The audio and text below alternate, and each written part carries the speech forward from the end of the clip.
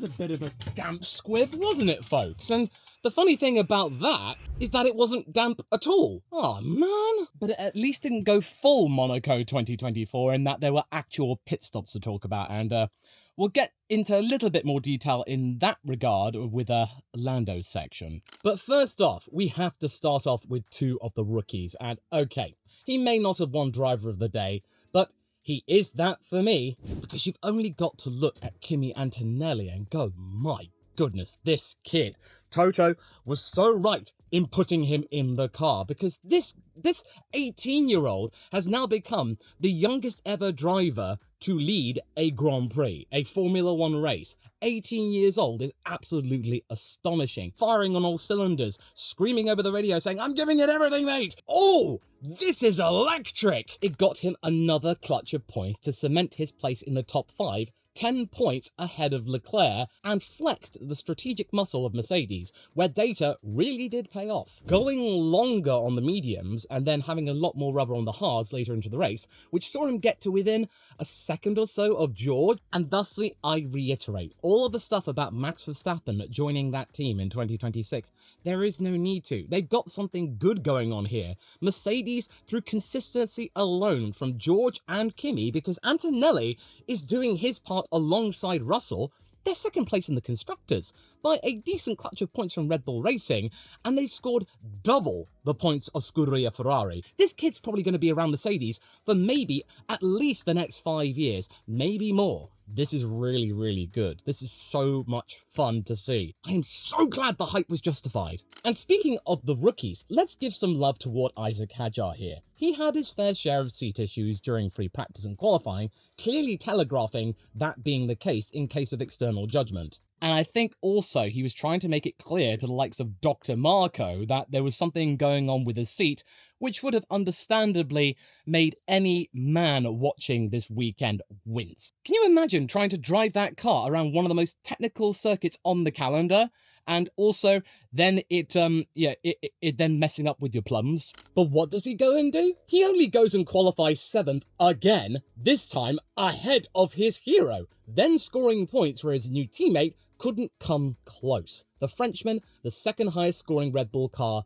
of the Japanese Grand Prix. I mean, what an absolute turnaround. This kid deserves all the kudos in the world. It's so clear that he has been welcomed in with open arms. More and more people starting to really convert themselves into Hadjar well-wishers, myself included, and all the stuff I said about being skeptical or not certain about his tenure within Formula One.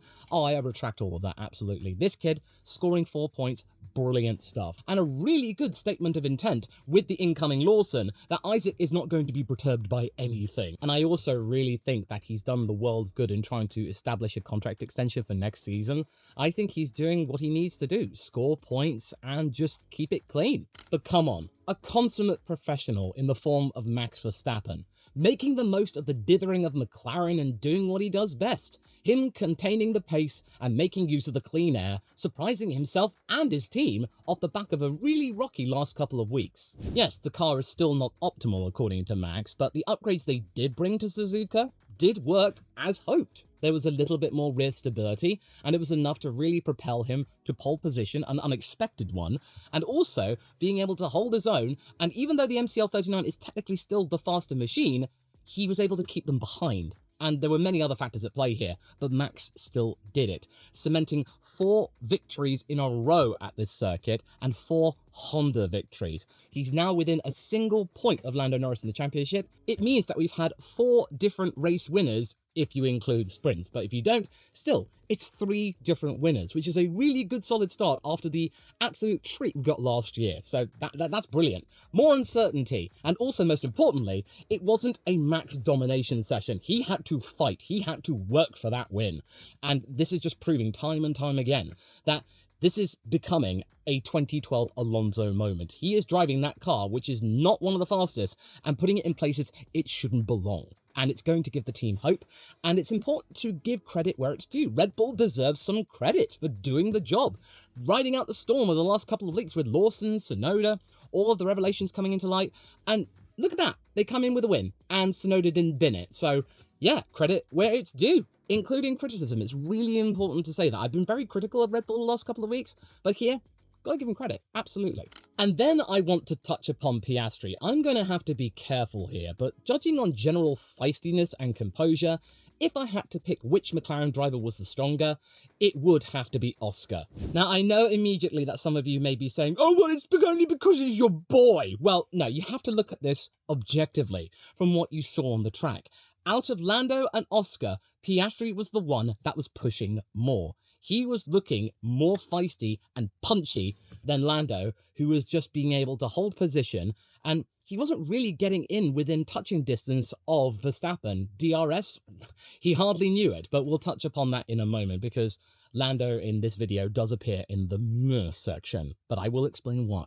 Put simply, in terms of racecraft and composure, Piastri was there. The qualifying differential between the two McLaren drivers, negligible, within 300. Oscar has really caught up to Lando in that regard. And the amount of times that Oscar would fall back and then get back into DRS range, including making a couple of lunges into turn 1, he was testing the waters far more than his teammate was with Max. And also, I do have to point this out here, is that there was no humdingers, there was no moment that they were going to make contact. They both were professional in keeping it clean. They kept it civil on the radio. That's very important to consider. Oscar made his opinions clear, and that was that. So there was no drama in that regard, but it was incredibly tight. There may be words said in private, but right now, nothing else was said. But out of the two McLaren drivers, Piastri does win out, simply for the fact that he was trying that little bit harder and he had a cleaner race because, again, pit stops and the like. Yeah. And also with Piastri, you do sense that something was missing here, that surely McLaren could have made a cheeky punt in swapping drivers around, akin to what Mercedes did not too long ago with Bottas and Hamilton. That just try something out. If Oscar can't get close to Max like he claimed he could, just swap back round again. They were about 10 or so seconds ahead of Leclerc. They could have easily orchestrated a switcheroo and then a switcheroo back. There was no risk there, but it does seem like at the moment McLaren are absolutely paralysed with fear in being perceived to be favouring one driver over the other. That is something really important, and it arguably cost them the win, regardless if it were Lando or Oscar.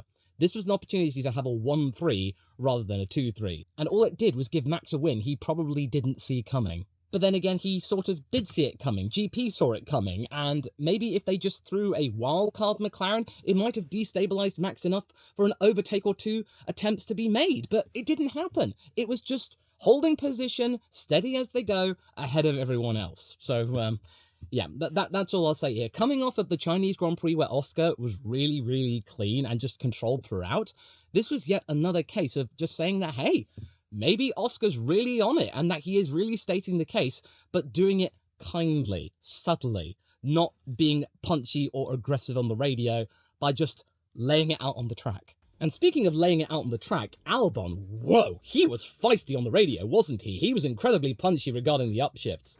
You also have to acknowledge that this is a hat trick of points finishes for Williams in a full Grand Prix, and a car which can make overtakes during a session where it was a rarity, honestly. And quite frankly, I am glad that we are seeing Alex Albon really step up here, making the most of the fact that Carlos Sainz right now is really off the boil. I am not afraid in saying that. It's going to take some time for Carlos to bed himself in. He's really started to realise that. Whereas Alex, oh, he's kicked on. He is fighting his pit wall so hard. Alex did his part, not Carlos, in keeping Williams in 5th position in the constructors. That one extra point, making the most of the fact that Alpine, yet again, didn't score.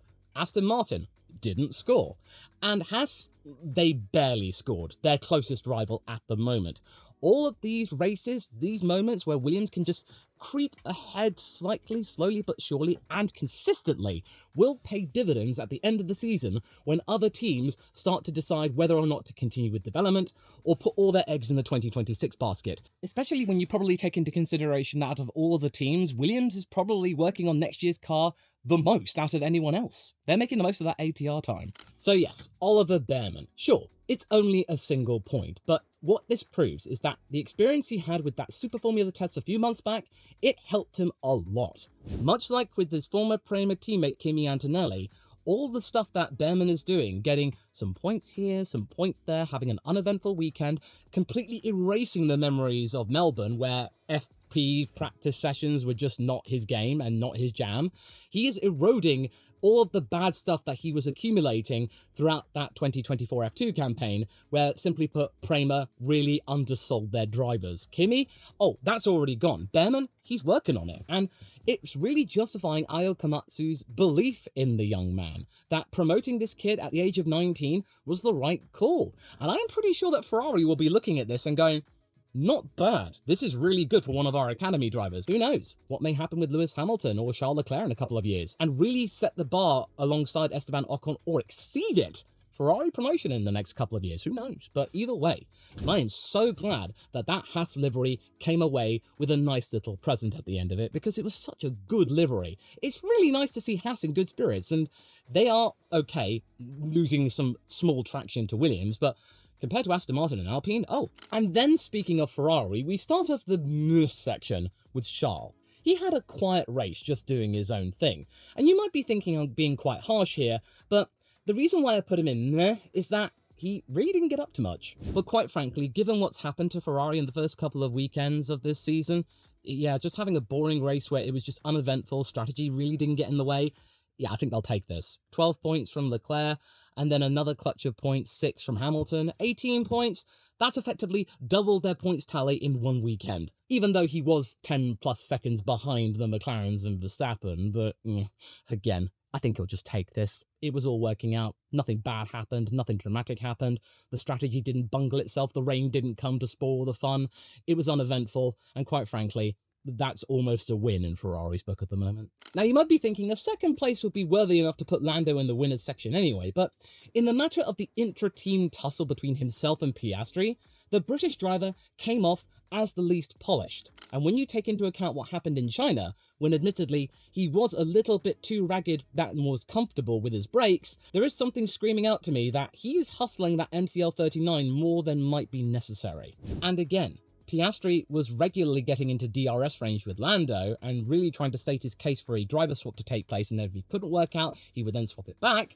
There would have been no harm done. But with Lando, he just simply couldn't get within DRS range. I don't recall seeing him getting within 1 second and then activating DRS to even try and put his car in a place which might have destabilized Verstappen, make a mistake, and then swing into turn 1 or somewhere else. We didn't get that. He held station. He claimed his tyres were fine, but put simply, he would just not make much of an impact. He would get within 1.2 seconds, 1.5. He could keep up with Max, but again, this McLaren's meant to be the fastest car, but couldn't get past. It just goes to show that, yeah, we're in a place where everything's really, really close.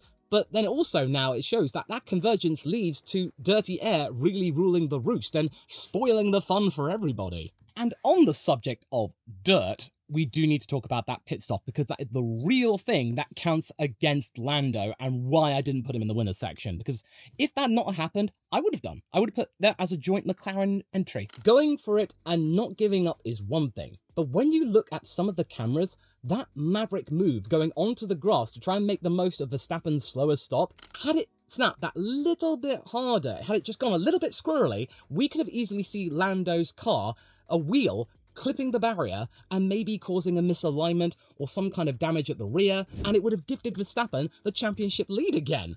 I know that it's important for Lando to be hungry and passionate and go for it when the opportunity is there.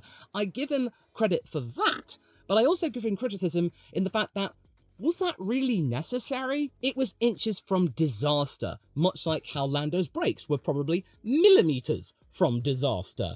It feels like Lando has to be on the ragged edge to keep ahead of Piastri and keep himself in touching distance with Verstappen. He's really having to push this car to the absolute limit. And I know you're probably going to want to know what I thought about that last corner moment where Lando went wide. You might be thinking, well, other people did, so what's so special about that? Well, at the last corner of the last lap, Piastri saying it was cheeky, as in it completely negated any opportunity to lunge at the last Casio triangle. I'm not going to debate about it here. It's too early to say. I'll leave that to you in the comments. And then we go to Lewis Hamilton. Now, I would call this race for Lewis fine, I guess. It was certainly nothing special. Qualifying in a rather mediocre position. And yeah, okay, he did get past Isack to produce the only change of position within the top 10, but that was it. Despite being on the alternative strategy, starting on the hards and going to mediums, there wasn't really much of an impact. It may have been enough to get past Isack, but that was it. Not past Antonelli, not within spitting distance of George. Look, I understand that there is time needed to bed themselves in, going from Mercedes over a decade working with them to Ferrari. There is some cause for hope, though, that some things are going on which is an improvement. The radio interactions between Lewis and Ricciardo are far less snippy, although there was one incident, but then again with the team radio, I'm a little bit hesitant to make a call there, but it was certainly better. But with Charles just anonymously finding himself in P4 and managing to put some distance between themselves in the Drivers' Championship, it's not looking great for the belief that Lewis Hamilton can claim that team instantly, take it away from Charles, and then do what he wants to try and make some sort of championship claim. Even though Lewis is claiming he may be re-evaluating his goals and objectives for 2025, it's really not the ideal start that he hoped for. Trying to emulate the likes of Vettel and Alonso, no, that's done now. Look, I know you might be thinking I'm being harsh toward Lewis, but he is a 7-time world champion. He should really be on this. I know it will take some time to really fire on all cylinders, and he wasn't exactly slow with those hard tyres when compared to the mediums. He was doing quite well in that regard. But the fact is, though, is that with Antonelli, the guy who replaced him at Mercedes, he couldn't figure. Even when Antonelli's medium tyres were really on the wane, or they should have been, Hamilton was on harder tyres which should have had a bit more grip to them at that moment in the race, halfway, but he couldn't get within 3.8 seconds or something? Yeah, something needs to be worked on. It's really not like a hit-the-ground-running moment, but okay, I would just say with this race, fine, P7, at least he got some points. And I would say that George Russell's race was also fine. Sure, it was another top 5 finish, but it could have been ahead of Leclerc had he not made his own mistake on Saturday. To be fair, this is his best ever race finish at the Japanese Grand Prix, 5th place. I mean, it's not really saying much, but it is a little bit something. It could have been 4th, but it wasn't, through his own doing. It wasn't the team's fault, it wasn't the car's fault, he just completely bungled it around Sector 1. But one thing to consider is that we are headed for Bahrain, and George was one of the topics of discussion during the pre-season tests, and that out of nowhere, a cheeky little punt for perhaps more than 3rd. Now, okay, you want to know about what happened with Yuki Tsunoda. Where does he stack up in this list? Is he a loser? No, I wouldn't say so. I predicted he would get into Q2. He got into Q2. Did he reach P9 like I hoped he would? No, but considering how everyone else was struggling to overtake, I would summate this weekend for Yuki as perfectly, adequate. The point of this weekend was to cross the line with no major incidents or crashes, which is exactly what he did. Considering he was thrust into the seat only a week or so ago, with barely any time in the simulator in comparison to others, this weekend was just building confidence, and according to Yuki, he did just that. Build some confidence, and finished with better prospects than what might have happened with Lawson had he remained with the team. Because you've only got to take Liam's results into account and where Yuki finished, that, yeah, no, the move was absolutely justified. But it does make you think it might have been that little bit more had there not been that mistake at turn 2 in Q2, and arguably a car planting themselves coming out of Spoon Corner, which caused Yuki to go that little bit wide, miss out on a couple of tenths, and then that was it. He lost 3 tenths compared to Max in Sector 1. There was a lot of time lost, but the data, according to some sources, is hopeful for better times in the not-too-distant future. But simply put, Yuki, he finished the race, he didn't crash it, he didn't finish plumb last, and yeah, I think that is something.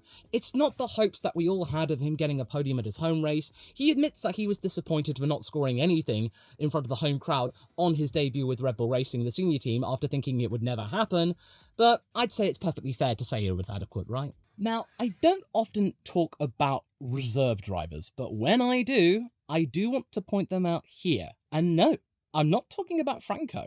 I'm talking about Ryo Hirakawa. Okay, now in his 30s, he's not likely to get a seat in F1 anytime soon, but inadvertently, he showed up not only doing in his car, but even finished ahead of Pierre by a 10.5, making good use of his own experience around this circuit. I mean, there's not really much else to say because there's not much data to go off of, but the fact is, though, is that in that session, he finished ahead of Gasly, and then what happened with Doohan, who's far less stable than Hirakawa? Wow. This was surprisingly good. Well done. even though Alpine only did it for a publicity stunt, and more than likely Hirakawa will be ported over to Haas to become their reserve driver. But yeah, considering that he was probably not thinking he was going to get into Formula 1, this was a good session for him. And with Alonso, yeah, okay, it was 11th, but he was close to toppling Bearman in 10th, and he was the stronger Aston Martin driver on the day. So quite honestly, this was the weekend that he needed after a really solid start from Lance Stroll and 2 non-finishes for the Spaniard. Not much else to say, really. He was good, as in he was within touching distance about 3 seconds or so from points. No safety cars to interrupt it. It was on merit, but he managed to get up from 14th, so he actually made up a couple of positions. But yeah, it was perfectly reasonable, commendable, and missed out on a point, but there you go. I would say it was. But then we get to the losers, and I'll touch on Liam at the end. But the most bombastic moment for a loser came on Friday with Jack's horrifying crash into turn 1. What exactly happened? Now, we may never know the whole story, but given what was said by the team principal, Oliver Oakes, yes, he is the team principal, it is not Flavio, as many people might think he is, it turns out that according to their findings, Alpine, it was driver error, nothing wrong with the car, in that Jack left the DRS open, apparently overriding it manually because it's something that he wanted to try out after discovering it in the simulator. Could you describe Jack's incident as a pro-gamer move? I mean, I don't want to be harsh on the guy, but come on. It's not at all good for establishing his case to remain with the team post-Miami. And the damage caused to the car threw him off as well, and probably aggravated the bean counter that is Flavio, aside from his team boss duties. And it also is on the team for running Hirakawa in his car, taking away a important practice session around such a technical track. It screams publicity stunt over giving their rookie the best fighting chance possible. It does look very clear that he was set up for a suboptimal weekend around such a difficult track.